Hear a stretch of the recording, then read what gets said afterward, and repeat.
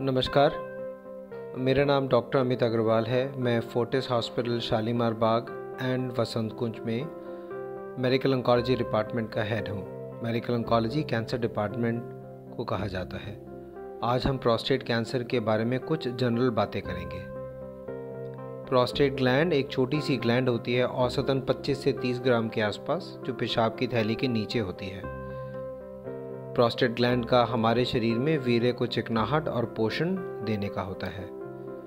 बढ़ती उम्र के साथ नॉर्मली प्रोस्टेट ग्लैंड स्वतः ही बढ़ जाती है, इसलिए 60 साल या 70 साल के पुरुषों में नॉर्मली ये ग्लैंड बढ़ जाती है और ये एक कॉमन प्रॉब्लम है। इसको हम बिनाइन हाइपरट्रॉफी ऑफ प्रोस्टेट बोलते हैं। इस ग्लैंड में बड़े होने के अलावा कैंसर भी डेवलप हो सकता है, जिसको हम प्रोस्टेट कैंसर बोलते हैं।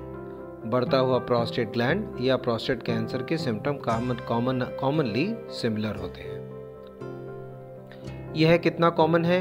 हमारे देश में हर साल करीबन 25 से 26 हज़ार केसेस होते हैं, जो कि कम है, यह देखते हुए कि बहुत सारे केस पॉसिबली डायग्नोज नहीं होते।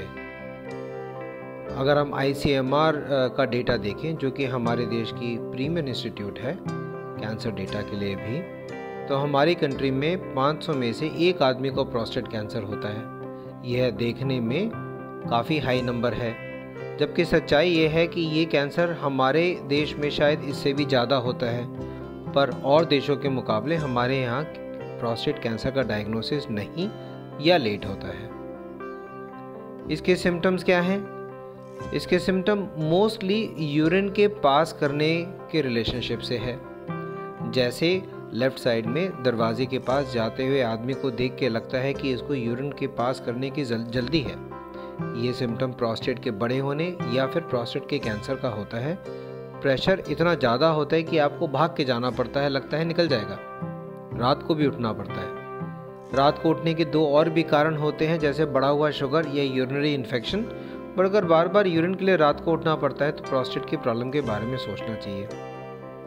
टपकता हुआ नल सजेस्ट करता है कि ऐसे लोगों के अंदर कई बार यूरिन की जो धार होती है वो टूट जाती है और यूरिन बूंद बूंद करके आता है। इसलिए इन लोगों का पेशाब एक बार में कम्प्लीटली निकलता नहीं। जैसे अगला कार्टून दिखा रहा है कि पेशाब करने के बाद ऐसा लगता है कि पेशाब पूरा हुआ नहीं और हमें दोबारा जाना पड़ेगा।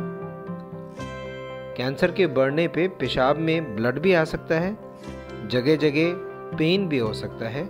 ज़्यादा बीमारी बढ़ने में अगर पीछे की रीढ़ की हड्डी में तकलीफ हो तो हाथ पैरों में पैरालिसिस या नंबनेस भी हो सकती है। हम इसको कैसे जल्दी पकड़ सकते हैं, स्क्रीनिंग कर सकते हैं? इसका एक बहुत सिंपल जवाब है, एक ब्लड टेस्ट जिसका नाम है PSA blood test. Common test है, औसतन ज़्यादातर लैब्स में किया जाता है। एवरेज 500-600 रुपये का होता है। 50 साल की एज के बाद अगर हम ये टेस्ट करें तो बहुत सारे कैंसर्स प्रोस्टेट के हम पकड़ सकते हैं।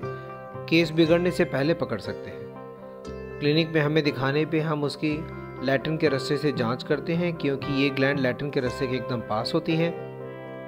अगर ग्लैंड बड़ी दिखती है या पत्थर की जैसे हार्ड लगती है तो हम इसके अंदर अल्ट्रासाउंड के प्रोब से बायोप्सी कर सकते हैं, डायग्नोसिस कर सकते हैं। डायग्नोसिस के लिए हम CT scan, magnetic resonance imaging और एक स्पेशलाइज्ड PET CT स्कैन, जो एक प्रोस्टेट कैंसर के लिए स्पेसिफिक है, जिसको हम PSMA PET CT स्कैन बोलते हैं, ये किए जाते हैं। प्रोस्टेट कैंसर का इलाज बहुत सक्सेसफुल है। मेन ट्रीटमेंट प्रोस्टेट की सर्जरी, जिसको हम प्रोस्टेक्टमी बोलते हैं, वह होता है। यह ओपन सर्जरी, लेप्रोस्कोपिक सर्जरी और अब रोबोटिक सर्जरी से भी किया जा सकता है। और ऑप्शंस रेडिएशन के हैं। बढ़ते हुए कैंसर या थोड़े बड़े हुए कैंसर में हम कॉमनली हार्मोन थेरेपी का इस्तेमाल करते हैं। कीमोथेरेपी का इस्तेमाल प्रोस्टेट कैंसर में कॉमनली लेट स्टेज में ही किया जाता है। और नए बार बार बढ़ते हुए इलाज आ रहे हैं, जिसमें एक ये इलाज काफ़ी फेमस हो रहा है। इस इलाज का नाम PRRT है, पेप्टाइड रिसेप्टर रेडियोन्यूक्लाइड थेरेपी, जिसमें ऐसे आप कार्टून में देख सकते हैं कि PSM में प्रोस्टेट स्पेसिफिक मेम्ब्रेन एंटीजन, ये कैंसर सेल ट्यूमर सेल पे ही होता है, वो भी प्रोस्टेट कैंसर सेल पे। इसको एक ताले की तरह दिखाया गया है।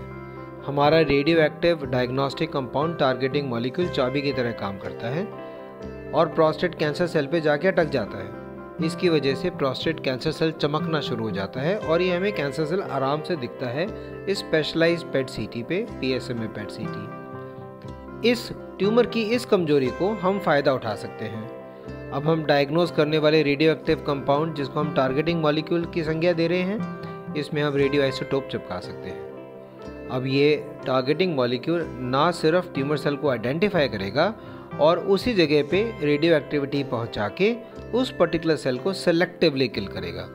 इस तरीके से ये नया इलाज काफ़ी अच्छा रिजल्ट दे रहा है। 2 टाइप के टारगेटिंग मॉलिक्यूल अवेलेबल है, एक का नाम है ल्यूटीशियम और दूसरे का नाम है एक्टिनियम। इसके अलावा अब हमें मालूम है कि प्रोस्टेट कैंसर हेरिडिटरी कैंसर भी हो सकता है। 100 में से 4 या 5 लोगों के अंदर यह प्रोस्टेट कैंसर खानदानी या आनुवंशिक होता है। ऐसे में जनरली घर में लेडीज़ में ओवरी और ब्रेस्ट का कैंसर होता है।